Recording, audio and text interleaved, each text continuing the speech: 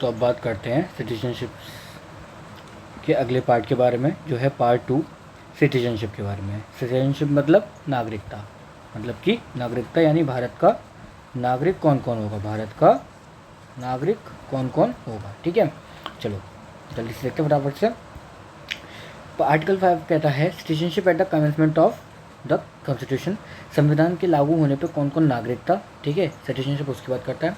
5 जो है राइट बात करता है जो माइग्रेट किए थे टू इंडिया फ्रॉम पाकिस्तान, ठीक है, पाकिस्तान से वापस इंडिया आए थे, ये उनकी बात करता है।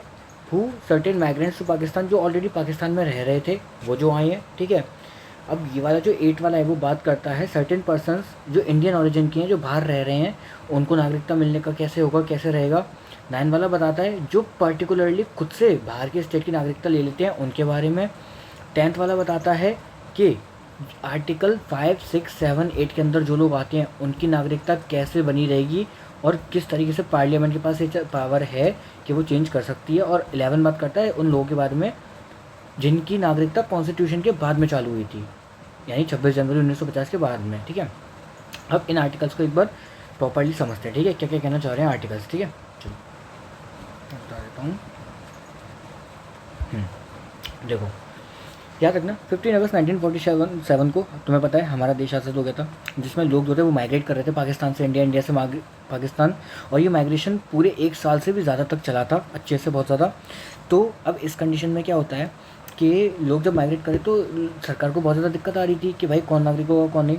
तो 19 जुलाई 1948 को, याद रखना कब, 19 जुलाई 1948 को परमिट सिस्टम लेके आते हैं। क्या लेके आते हैं? परमिट सिस्टम, जिसमें गवर्नमेंट की परमिशन चाहिए होगी आपको आने या जाने के लिए इसके बाद में। ठीक है, अब क्योंकि उस टाइम पासपोर्ट या वीज़ा का सिस्टम नहीं था, क्योंकि वो शुरू हुआ है कब, 1950 में पासपोर्ट वाला सिस्टम पूरा। लेकिन उससे पहले क्या चलता था, देखो आर्टिकल 5 से 11 जो है ये पार्ट 2 की बात करते हैं सिटीजनशिप की।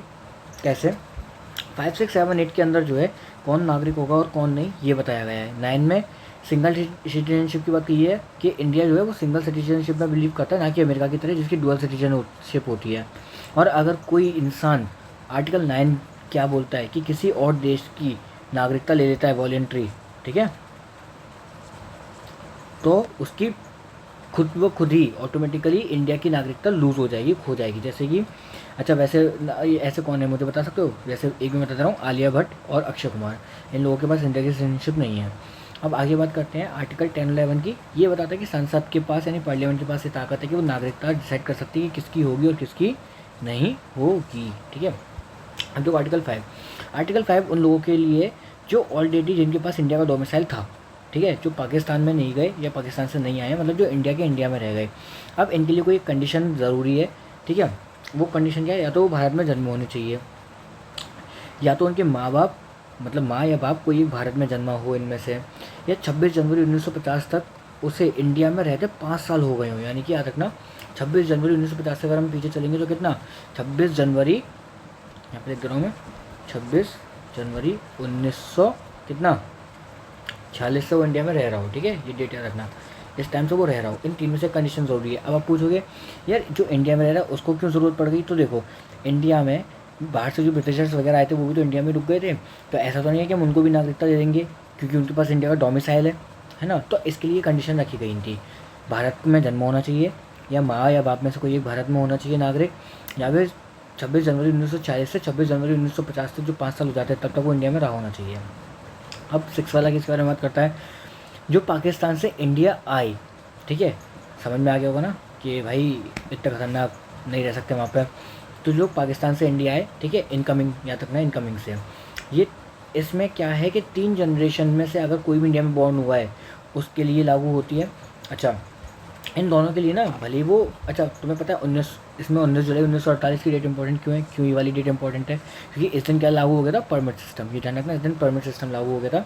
लेकिन भले वो परमिट वाला हो या भले वो नॉन परमिट वाला, मतलब ये हो या ये, इन दोनों में से मतलब इन दोनों को ये कंडीशन तो पूरी करनी है, या तो वो या उसके माँ बाप में से कोई एक, या उसके ग्रैंड पेरेंट्स में कोई एक, दादी या दादा या मम्मी या पापा, या वो कोई भी एक ना इंडिया में बॉर्न होना चाहिए, कोई भी एक इंडिया में बॉर्न होना चाहिए, ये इंपॉर्टेंट है। ठीक है, अब देखो जो लोग ऑलरेडी पहले से थे 1948 से पहले आ गए थे, तो वो तो मतलब टिल 26 जनवरी 1950 इंडिया में रहना होगा उनको, तो वो नागरिक हो जाएंगे। ठीक है, और जो इस डेट के बाद में आए हैं उनको 6 महीने इंडिया में रहकर रजिस्टर करवाना होगा। क्या करवाना होगा? रजिस्टर। इनमें इनके लिए रजिस्ट्रेशन बहुत ज़रूरी है। इनके लिए ज़रूरी नहीं है क्योंकि तुम्हें पता है, अब तुम कहोगे रजिस्टर 6 महीने में, या उस टाइम काम का लोड इतना था कि हर कोई ने इनको रजिस्ट्रेशन नहीं दे रहा था, बहुत मुश्किल हो गई थी इन लोगों के लिए। लेकिन इन लोगों को सिंपली रहना था बस, ठीक है। तो ये चीज़ डिफरेंस है इन वालों को, इनको सिंपली क्या है, ठीक है, इन लोगों को सिंपली यहाँ पर रहना था, इनको कोई रजिस्ट्रेशन वाली चीज़ की ज़रूरत नहीं थी। लेकिन इन लोगों को जो है ना, वो रजिस्ट्रेशन वाली चीज़ की ज़रूरत पड़ी थी अगर इनको होना है, ठीक है, इंडिया का नागरिक बनना है। परमिट सिस्टम के बाद में डेट याद रखना, 19 जुलाई 1948, 19 जुलाई 1948 क्या लागू हुआ था? परमिट सिस्टम लागू हुआ था, ठीक है। ठीक है, छोड़ो। अब आगे बात करते हैं आर्टिकल 7 के बारे में। आर्टिकल 7 किन लोगों की बात करता है? आर्टिकल 7 बात करता है उन लोगों की जो कि 1 मार्च 1947 के बाद में इंडिया वापस आए, ठीक है। 19 जनवरी 26 जनवरी 1950 से पहले तो आ गए, लेकिन 1 मार्च 1947 पर्टिकुलर डेट रखी गई है। इस डेट के बाद में मतलब पाकिस्तान चले गए थे इस डेट को, लेकिन संविधान लागू होने से पहले ये लोग इंडिया में वापस आ गए, ठीक है। याद रखना 1 मार्च 1947 की बात है। ये 6 से ऐसे लगे कि 6 में परमिट सिस्टम है, इसमें परमिट सिस्टम नहीं है। अब इसमें बात करते हैं, इनको वही सिस्टम है, 6 महीने रजिस्ट्रेशन करवाना होगा। बस डिफरेंस ये है कि ये बात हो रही है जो 1 मार्च 1947 को चले गए थे, और ये किन की बात हो रही है जो 19 जुलाई 1948 के पहले या फिर बाद में आए हैं, ठीक है।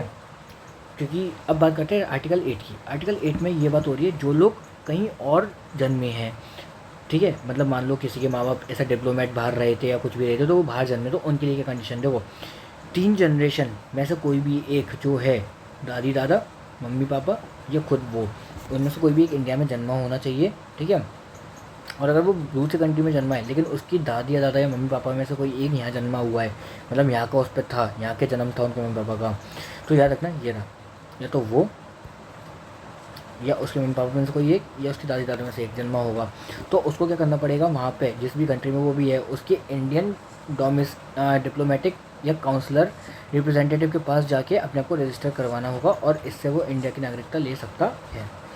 अब ये जो टिक वाले हैं, ये जैसे मैंने लगाया ग्रीन से टिक, 5th वाला, 6th वाला,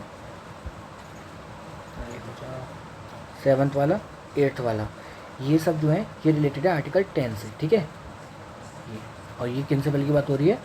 कौन कौन से एक बार लिख दे रहा हूँ मैं, 5, 6, 7, 8 वाला आर्टिकल, क्योंकि ये बात है 26 जनवरी 1950 से पहले की।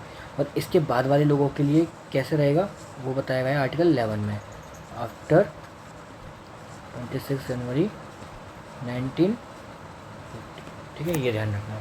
अच्छा, अब तक 7 अमेंडमेंट हुए हैं। कब कब हुए हैं वो अमेंडमेंट बताओ, ये दिख ही रहा है तुम्हें। ये अमेंडमेंट हुए हैं, सबसे पहला अमेंडमेंट हुआ है 1995 सॉरी, 86, 1992, 2003, 2005, 2015 एंड 2019। तो आएगा 1995, ठीक है, 86, एक सेकेंड, ये 1995 नहीं है, ये गलत हो गया, वही मैं कह रहा था, ठीक है, ये 1955 है, इसको ध्यान रखना, 1955, 1986, 1992, 2003, 2005, 2015 और 19 कितने हो गए? टोटल 7 अमेंडमेंट अब तक हुए, जो कि 2019 वाला रिसेंट वाला, ठीक है। इनके बारे में हम डिटेल से पढ़ेंगे। अब आपको ये सारा समझ में आ गया, ठीक है। Thank you.